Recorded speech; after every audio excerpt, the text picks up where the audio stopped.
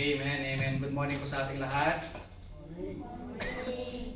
Habang kinoconnect ko po ang aking computer, batiin po muna natin muling ating mga katabi. So, good morning. Good morning. Good morning.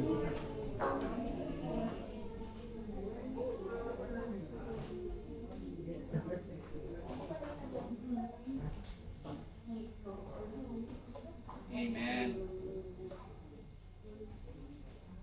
Malapit na po, kinoconnect ko na lang.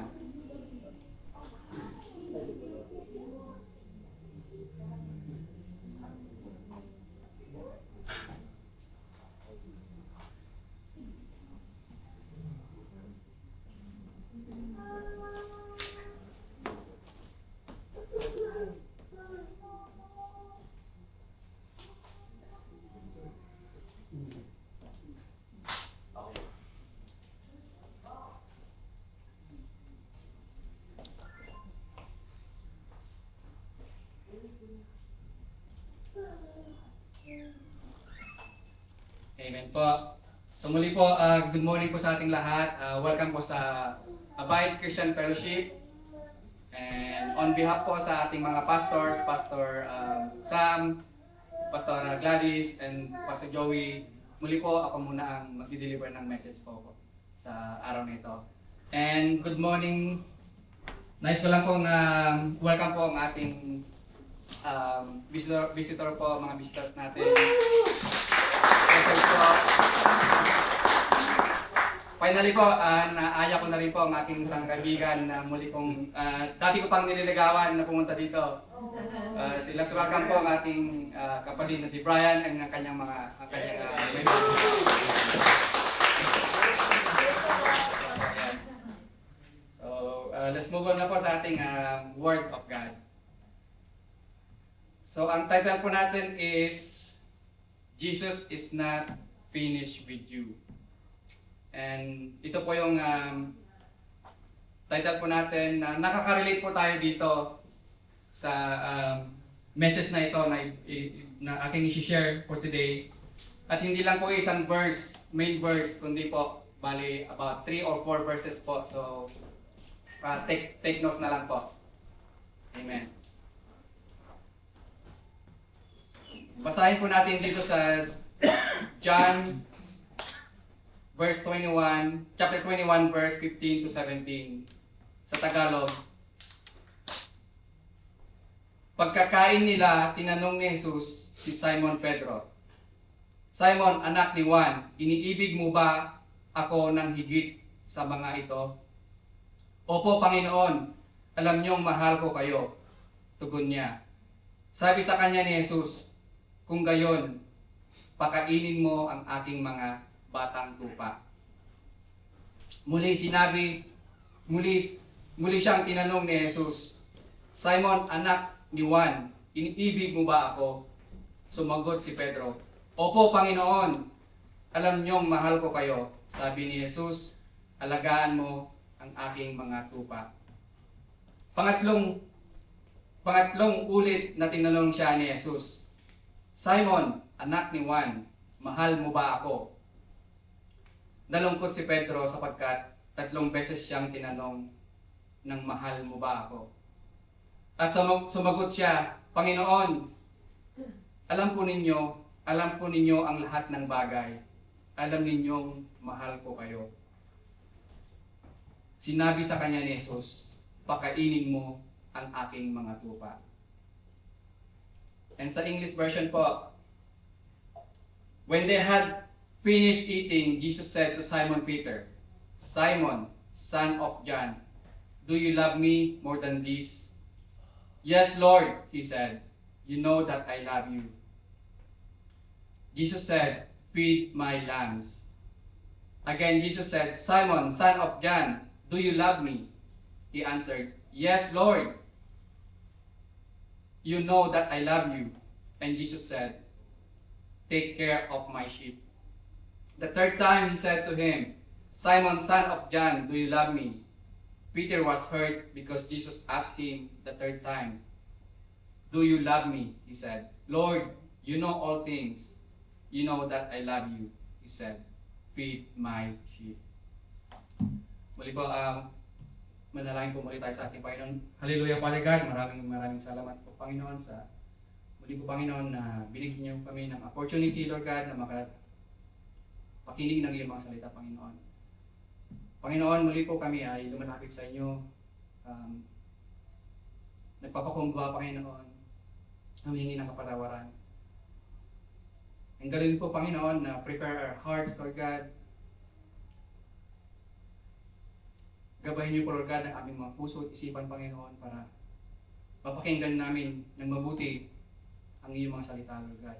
And alam ko po, Panginoon, ang iyong mga salita na ito ay mayroong mga revelations, transformation sa aming mga buhay, Panginoon. At itong message na ito, Panginoon, na binigay niyo sa amin sa araw nito, alam ko po na it's a perfect time para mapakinggan not only one lost souls, Lord God, kundi ng marami pa, Panginoon. And muli po, Panginoon, kayo ay aming tinataas, pinapupurihan sa araw na ito at sa aming buhay. Ito po ang aming panalangin in Jesus' mighty name. Amen. So ito po yung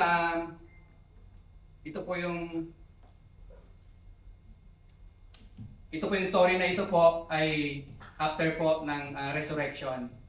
Ito po yung nung si Peter and yung mga kasama niya mga disipulo ay nagpi-fishing po. At tinawag po siya ng Panginoon sa pampang. I-invite niya para kumain.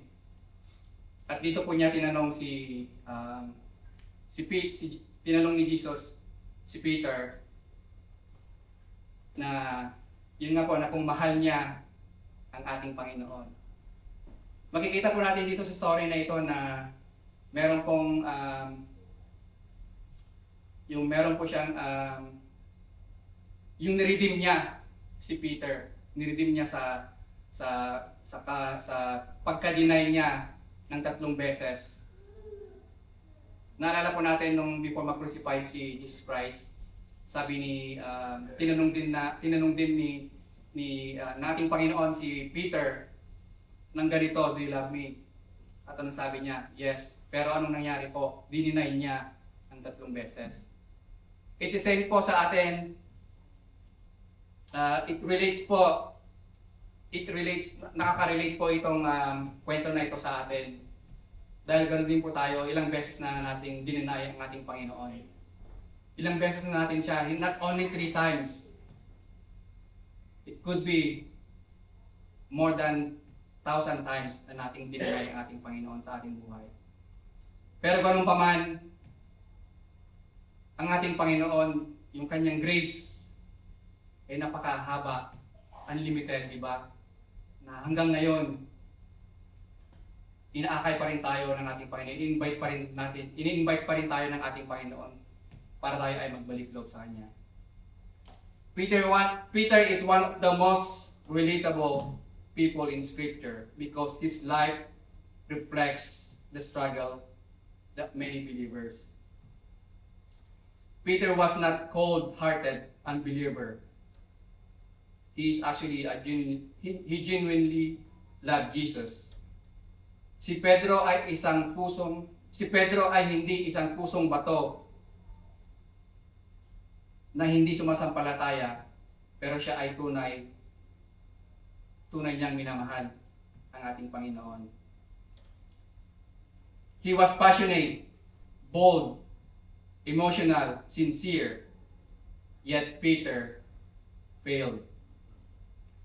The Bible does not hide the weakness because God wants us to understand something important. A true believer can stumble badly and still be restored by grace. Peter's life was filled with contrast. He walked on water, yet he also sank.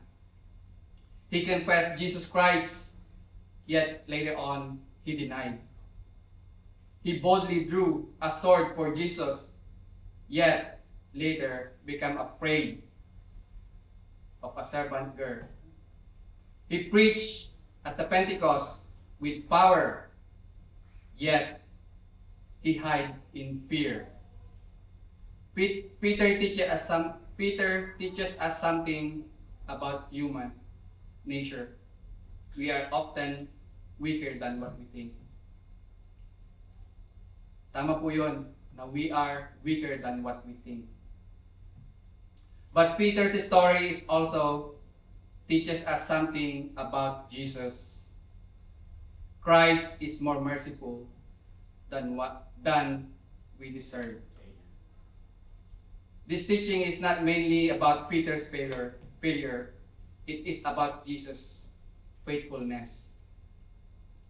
Ang turo na ito ay hindi sa pangunahing tungkol sa kabiguan ni Pedro. Ito ay tungkol sa katapatan ni Jesus sa ating buhay. Because in every scene, when Peter sank, when Peter denied Christ, when Peter wept bitterly, when Peter felt ashamed, Jesus never gave up on him. And many believers today need to hear this. Failure is not final when grace is involved. So ang first pointer po natin, dito po sa makikita po natin dito sa Matthew chapter 14 verse 28 to 31. Faith fails when our focus leaves Christ. Again po, faith fails when our focus leaves Christ. Sabi dito sa Matthew chapter 14 verse 28 to 31, Lord, if it's you, Peter replied, tell me to come to you on the water. Come, he said. Then Peter got down out of the boat, walked on the water, and came toward Jesus. But when he saw the wind, he was afraid and beginning to sink. Cried out, Lord, save me! And immediately Jesus reached out his hand and caught him. You of little faith, he said, why did you doubt? Di ba sabi dito, Lord, if it's you, command me to come to you on the water. But when he saw the wind was boisterous, he was afraid. I think ganun din po tayo sa buhay natin. Na yung focus po natin minsan, pag nawawala, naalala ko po yung teaching ni Ate Pastora Gladys. Pastora Gladys last week na yun nga po, yung dapat yung focus natin ay kung ano yung goal natin, yun dapat, yung doon tayo nakafocus eh. Kasi kung magsishift yung focus natin, talagang madidistract tayo. Same way, nangyari po kay Peter. Nung tinanong niya, yung inas niya, ang ating Panginoon, na maglakad, na pumunta lumapit sa Kanya. Nakalakad siya. Diba nakalakad siya? Nakalakad siya sa tubig. Kasi yung focus niya kay Jesus lang eh. Despite na yung surrounding niya, napalakas ng alon, napalakas ng storm. Yung hindi siya na distract. Kasi nakafocus lang siya sa ating Panginoon. Same way po sa ating buhay. Kung tayo po ay mag-focus lang sa ating Panginoon, nang walang distraction, na hindi tayo nakafocus sa distraction, ma-align po yung buhay po natin. Pero pag tinignan po natin ang mga distraction sa buhay po natin, mawawala po tayo sa focus. Amen? This miracle happened during a storm. The disciples were already afraid before Jesus appeared. The wind was strong, the waves were violent, the boat was unstable. Then Jesus came walking on the water. Peter responded with bold faith, Lord, if it's you, command me to come. And makikita po natin ang response. Peter did not step out because the storm disappeared. He stepped out while the storm was still raging.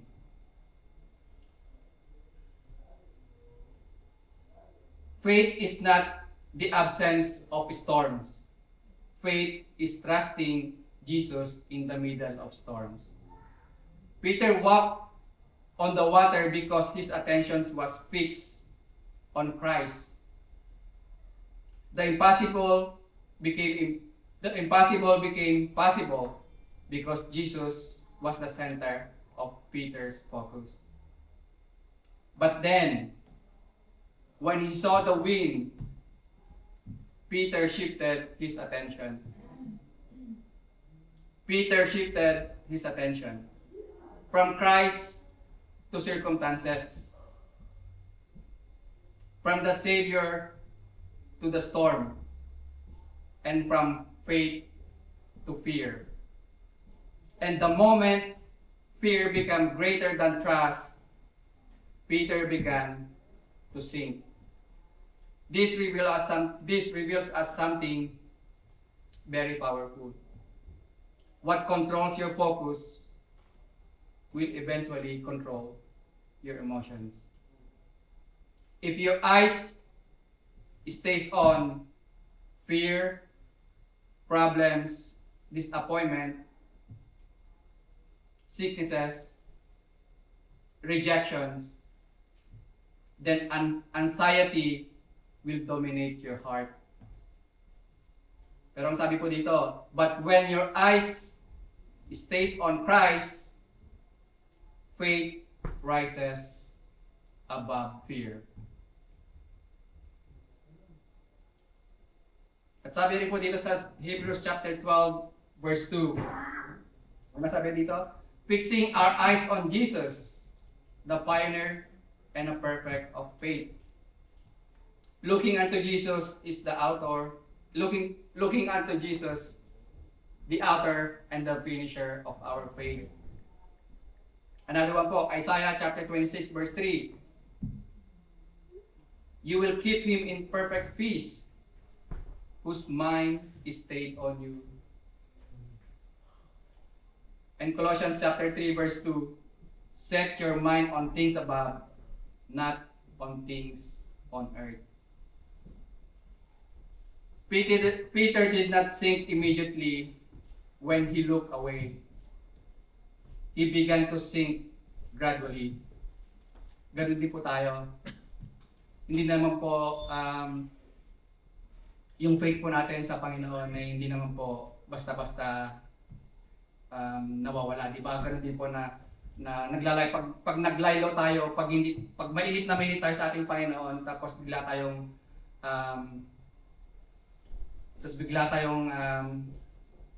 nag-step back ng konti, ganun din po yung faith natin, gradually din po na nagde-decline. Ganun po ang nangyari kay Peter.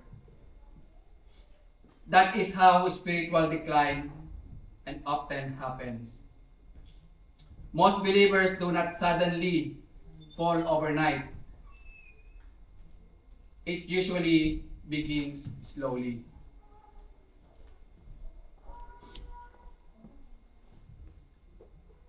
It usually begins slowly by less prayer, less hunger of God, more distractions, more compromise, and more focus on earthly pressures than eternal truths. Little by little, the soul starts sinking. Ganun din po yung ating yung pananampalataya sa ating Panginoon. Katulad ko nga po nasabi ko kanina na yung faith natin pag mainit, and then all of a sudden, ang dami-daming mga distractions, hindi na tayo nakapag-pray, yung focus natin hindi na na-align sa ating Panginoon, madami na tayong mga mas inaalala na imbes na yung mga anxiety natin, yung mga problema natin na yun, dinidugon na yung nilalapit natin sa ating Panginoon, hindi na sinosolo na natin. Kaya dito po tayo nagsising, dito po tayo bumabagsak. Amen. The answer is not trying harder. The answer is refocusing on Jesus. When life becomes overwhelming, worship, pray, trust, and obey. Storms may surround you, but Christ still stands above the storm. And second pointer po, self-confidence is dangerous in the Christian life. Kahit siguro naman po kahit hindi naman po sa ating Christian life, yung self-confidence na ito ay napakadelikado. Kakainin ka po nito ng buong buo. Dito po sa Luke chapter 22 verse 31 to 34. Simon, Simon, Satan has asked to sift all you as the wheat, but I have prayed for you, Simon, that your faith may not fail, and when you have turned back, strengthen your brothers. But he replied, Lord, I am ready to go with you to prison and to death. And Jesus answered, I tell you, Peter, before the rooster crows today, you will deny 3 times that you know me. Ano po ibig sabihin ng sift all of you as wheat? Alam po ninyo yung parang ito po yung yung sinishake,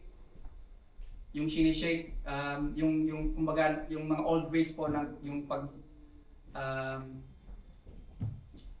yung old ways po ng pag-ani po. 'Di ba? Pag inaani natin yung palay, nakukuha mo yung mga tamang binhi at naisa-separate yung mga hindi dapat. Ganun din po, sinishake tayo minsan po ang ating Panginoon, sinishake yung karakter natin para malaman kung ano yung mga bad characters na meron tayo. Sinishake niya tayo para tayo ay mamold tayo mamold tayo sa gusto ng ating Panginoon. Para matanggal yung mga, sabi ko nga po kanina, yung mga bad characteristic natin, mga attitude natin dapat nating alisin, mga habit natin na yon. Doon po natin marirealize yung mga kamalian po natin. Amen. And sabi dito, Simon, Simon, indeed, Satan asks for you that he may sift you as a wheat. And Peter said, Lord, I am ready to go with you, both to prison and to death. And ano pong nangyari kay Simon? I'm sorry, si Simon Peter, ano pong nangyari sa kanya? Di po ba denied niya ang ating Panginoon ng 3 times? Sabi niya, i-deny mo ako. May di-deny mo ako ng 3 times bago magtilaok yung manok. Ayun nga po yung nangyari. Dahil sa sobrang confident ni Peter na kayang-kaya niya na, yung isip niya ay kayang-kaya niya na yung faith niya ay andun na talaga. Inano siya ng ating Panginoon na, teka muna, ito yung kailangan mo munang tanggalin sa sarili mo.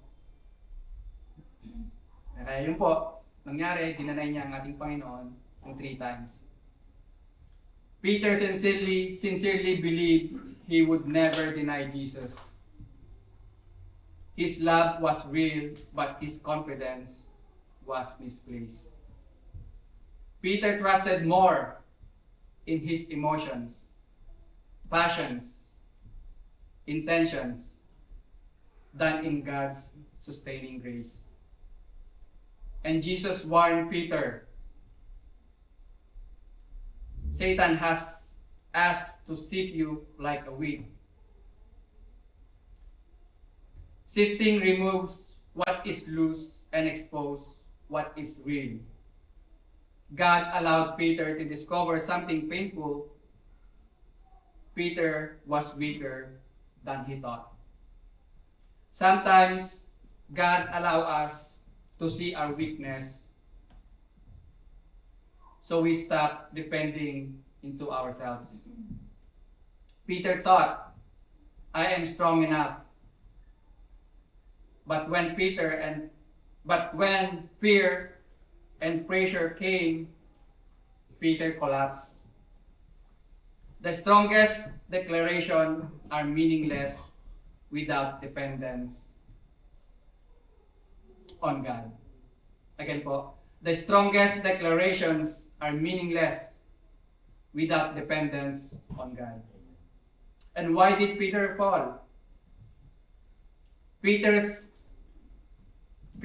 failure did not begin in the courtyard. It began earlier. In spiritual pride, in prayerlessness, and in self-confidence. While Jesus prayed in Gethsemane, Peter slept. Di po ba nung pumunta po ang ating Panginoon sa bago siya arestuhin, nagpunta ang ating Panginoon, kasama niya yung mga iba pang disciple. Unang-una kasama niya si Peter. Nanalangin po ang ating Panginoon. Nandun po yung sa illustration po yung picture sa likod. Nanalangin ang ating Panginoon. Pero ano pong ginawa ni Peter? Natulog. Siguro po dahil po yan. Pero natulog po. Imbes na manalangin katabi ng ating Panginoon, natulog po sila. Natulog po yung mga disipulo. Prayerlessness weakens spiritual alertness. And many believers fall publicly because they were weak privately long before. And sabi po dito sa Proverbs chapter 16 verse 18, pride goes before destruction, and a haughty spirit before a fall. Another one po, 1 Corinthians chapter 10 verse 12.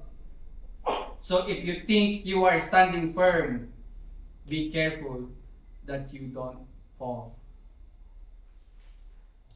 Another one po, dito sa John chapter 15 verse 5. I am the vine, and you are the branches. If you remain in me, and I in you, you will bear much fruit. Apart from me, you can do nothing. Ganun din po tayo. Apart from Him, we cannot do nothing. God often breaks self-confidence before He builds spiritual maturity. Because as long as we trust ourselves, we are not fully trusting Him. Broken dependence becomes fertile ground for true spiritual growth. Kaya wag po nating sabihin, I would never fail. I no longer need prayer. I'm spiritually strong. But instead, stay humble, stay dependent, and stay close to God. The safest Christian is not the proudest one, but the most dependent one. Malapit na po tayo. Pointer number 3. Jesus does not abandon us in our failure.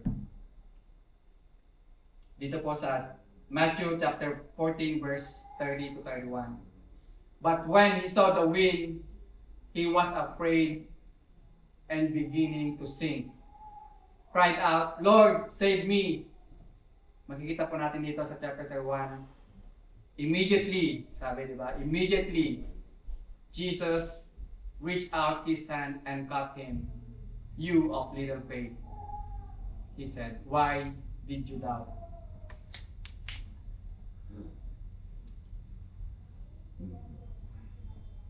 Makikita po natin dito sa verse na ito na sabi, and Lord save me, nung si Peter na, palubog na, Lord save me. Ano po ginawa ng ating Panginoon? Di ba hindi naman niya sinabing, mag-ano ka muna dyan, kaya bahala ka, malunod ka. Hindi naman niya sinabing gano'n, di ba? Ang ginawa niya, immediately, Jesus stretched out his hand. Ganon po ang ating Panginoon. Na kung tayo po ay lumalapit sa ating Panginoon,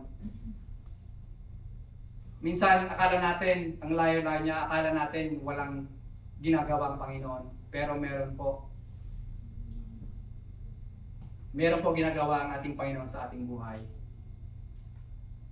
Peter sank because of fear.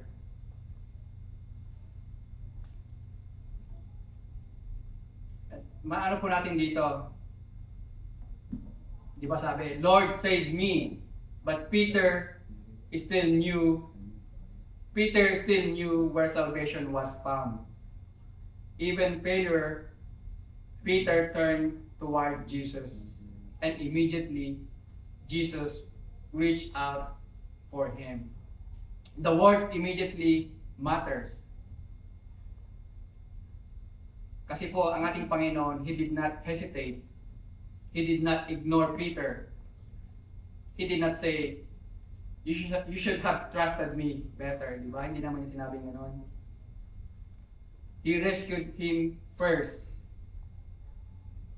This reveals the heart of Christ toward weak believers. Jesus corrects us, but He doesn't abandon us. And later, Peter denied Jesus 3 times. Imagine po natin na ito nga po yung story kanina na si Peter ay dineny niyang ating Panginoon 3 times. Sabi dito, hearing the rooster crow, remembering Jesus' warning, and seeing Jesus look at him. Napakaano po yung siguro yung na-realize ni Peter na bakit ko na-deny ang ating Panginoon? Na mahal. Alam po natin na si Peter ay mahal na mahal niya ang ating Panginoon. But yet, nag-overconfidence siya sa kanyang sarili. Kaya nung sinabi sa kanya ng ating Panginoon na i-deny mo ako, mag-deny mo ako ng pangatlo, 3 times, bago yung manok ay tumilao. Hindi siya naniwala. Siguro sabi ni Peter, Panginoon, alam ko po, mahal na mahal ko kayo. Hindi ko magagawa yon. Pero yun po nangyari dahil sa sobrang confident po ni Peter sa kanyang sarili. Amen. This Peter went out and wept bitterly. Hearing the rooster crow, remembering Jesus' warning, and seeing Jesus look at him. And sabi po dito makikita po natin dito sa Luke chapter 22, verse 52, na si Peter went out and wept bitterly. These were not shallow tears. This was a deep sorrow. And Peter realized, I failed the one I truly love. True repentance is not merely sorrow over consequences. It is a sorrow over grieving God. And dito po sa Psalm chapter 37 verse 24. Though he fall, he shall not be utterly cast down. And dito naman po sa Romans chapter 8, verse 1, sabi dito, there is therefore now a condemnation to those who are in Christ Jesus. And sa Micah po, do not gloat over me, my enemy. Though I have fallen, I will rise. Though I sit in darkness, the Lord will be my light.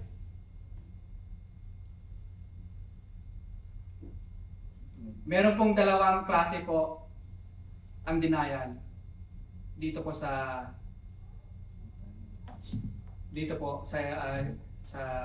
story po na ito. Dalawa po nag-deny sa ating Panginoon. Una po, ang nag-deny si Judas Iscariot. Ang pangalawa po, si Peter. Kung maalala po natin, trinidor ni Judas Iscariot ang ating Panginoon. Ang pangalawa po, si Peter, dinanay din niya ang ating Panginoon 3 times. Pero there is 2 difference po. Yung action ng dalawa. Yung action po ng dalawa, si Judas, imbes na mag-repent, lumayo sa ating Panginoon. While Peter, lumapit po, palapit si Peter sa ating Panginoon. But Judas ran away from Jesus, and Peter ran back toward Jesus in brokenness.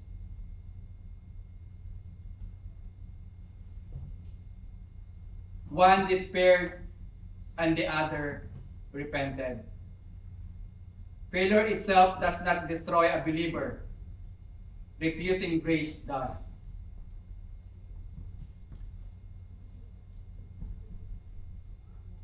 And sabi po dito, do not hide from God after failure. Wag daw po tayo magtago pag tayo ay nakagawa ng kasalanan sa ating Panginoon, kundi lumapit po tayo sa ating Panginoon. Wag po tayong lumayo, kundi lumapit, yun po yung gusto ng ating Panginoon. Run to Him, confess honestly, and repent sincerely. Jesus already knows your weakness, yet He still invites you near. 3 questions po. The 3 questions. Jesus asked Peter 3 times, do you love me?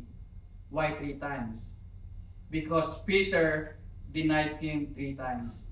And Jesus was restoring what failure damaged. Every question peeled away Peter's pride. Before failure, Peter said, even if all deny you, I will never will. Now Peter says, Lord, you know everything. Sabi niya, di ba? Peter no longer trusted his own strength. He trusted Christ's knowledge and mercy. Brokenness had humbled him.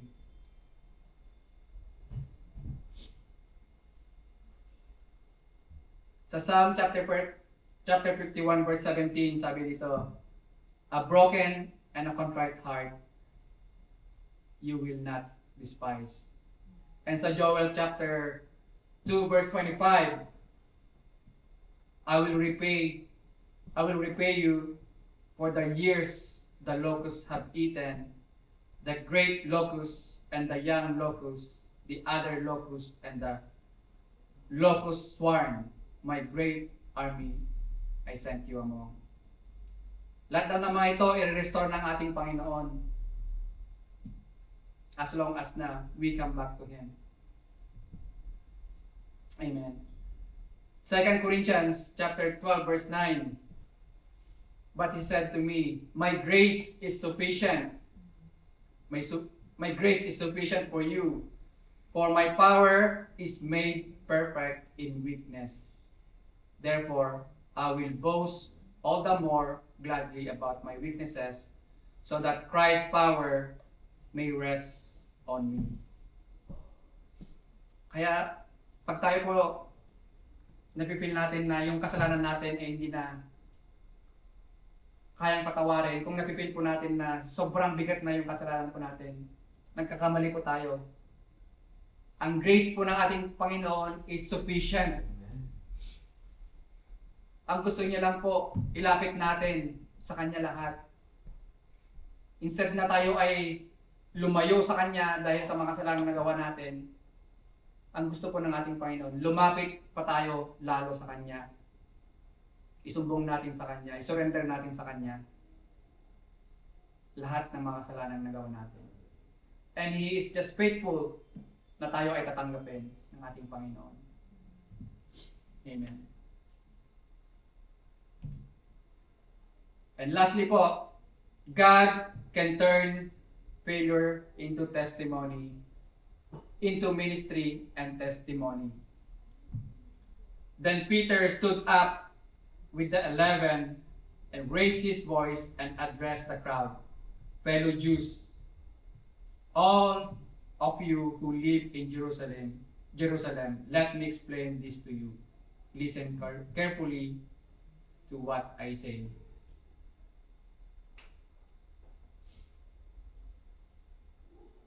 Amen.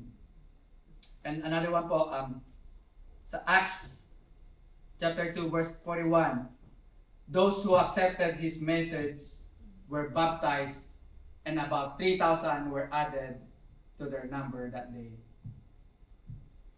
Biruin po natin yon after po na nangyari po yon kay Peter, nagkaroon po ng redemption.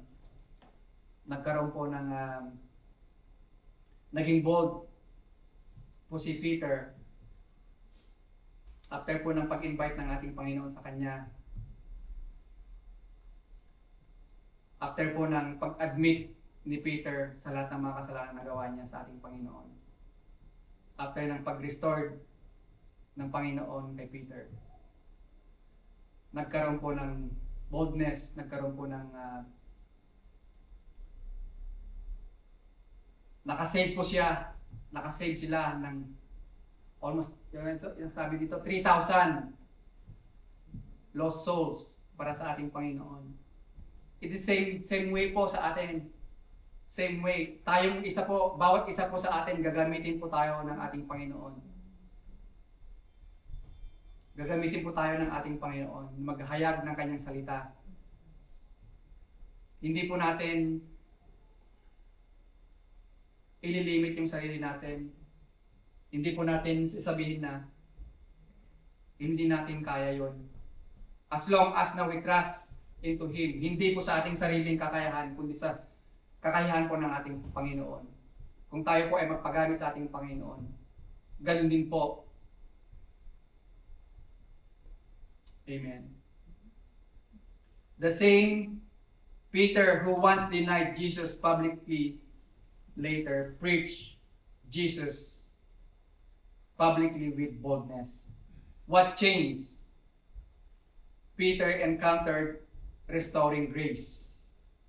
After restoration, Peter became humble, dependent, prayerful, and filled by the Holy Spirit. God often uses broken people because they understand mercy deeply.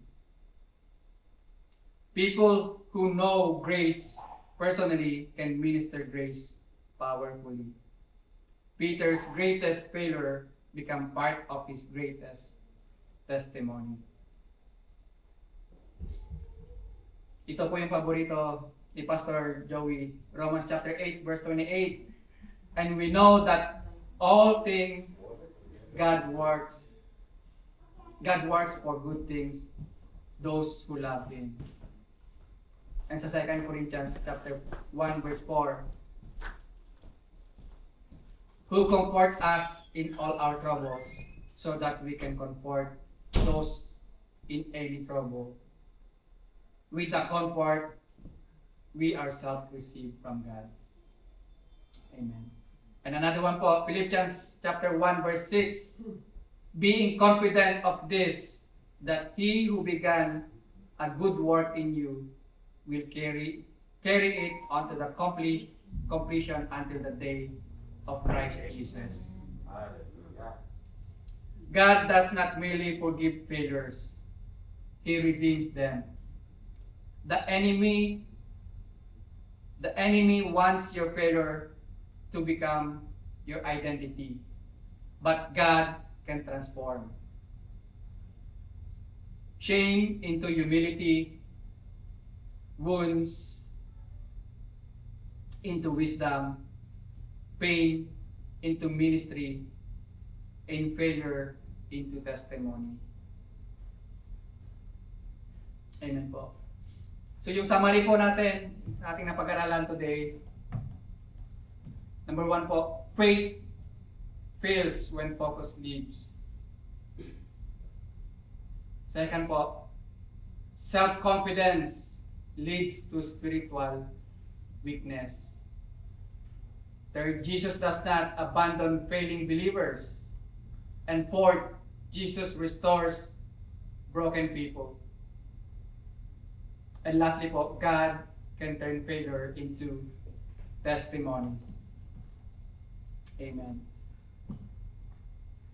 In our conclusions po, maybe today we feel spiritually exhausted. You failed God, compromised, became cold spiritually, struggled secretly, lost confidence, feel ashamed sa ating mga past. But remember Peter. Peter sank, Peter denied Christ, Peter wept bitterly, yet Jesus restored him completely. Why? Because grace is greater than failure. The cross proves Jesus knew everything. Jesus knew every failure Peter would commit, and he still chose to die for him. And the same is true for us. Again po, the cross proves Jesus knew every failure Peter would commit, and he still chose to die for him. And the same way to us, na kahit anong kamalian po natin, kahit ano po yung mga kasalanan po natin, iriririm po tayo ng ating Panginoon. Same way po, namatay ang ating Panginoon sa mga ang ating Panginoon po hindi po nalilimit sa isa tao ang pagkamatay niya. Ang Panginoon po namatay sa krus ng Kalbaryo para po sa ating lahat. Amen. At ito pong nire-remind ng kaaway. The enemy whispers, you failed too badly. But Jesus says, come back to me. The enemy says, you are disqualified. But Jesus says, feed my sheep. The enemy says, your story is over. And Jesus says, I'm still writing your story. Amen po. Palakpakan po natin ang ating Panginoon. Dito na po tayo nagtatapos na napakabuti po talaga ng ating Panginoon. Na despite na yung napag-aralan po natin na despite si Peter, dinenied niya ang ating Panginoon. Despite na yung overconfident ni Peter, ay sobrang taas sa kanyang sarili. Ano po ginawa ng ating Panginoon? Shinake niya yun. Shinake niya yung mga bad characteristic ng ating ni Peter. At ganun din po tayo. If God allow us sa mga problema na yon, yung nangyayari sa ating mga buhay, siguro po, yun po yung paraan para tayo ay ma-realize kung ano yung mga dapat nating i-let go sa ating mga pang-personal para tayo ay mag-grow sa ating Panginoon, para mas lalo tayo magdepende sa ating Panginoon. Na instead na magdepend tayo sa ating mga kakayahan, mas lalo tayong magdepende sa ating Panginoon. Yun po yung gusto po ng ating Panginoon, na huwag tayo maging overconfident, mas ano po tayo sa ating Panginoon, mas mag-focus po tayo sa ating Panginoon. Yun po yung gusto niya. Amen? So tayo po ay inanya po kayong manalangin sa ating Panginoon. Hallelujah, Father God. Maraming salamat, Panginoon, sa message niyo na ito, Panginoon.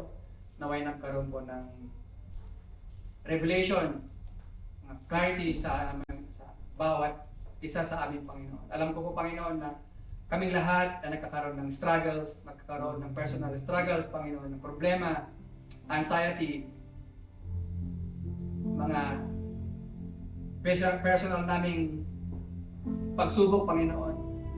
But despite of that, alam ko po na mas lalo pa po kaming dapat lumapit sa inyo.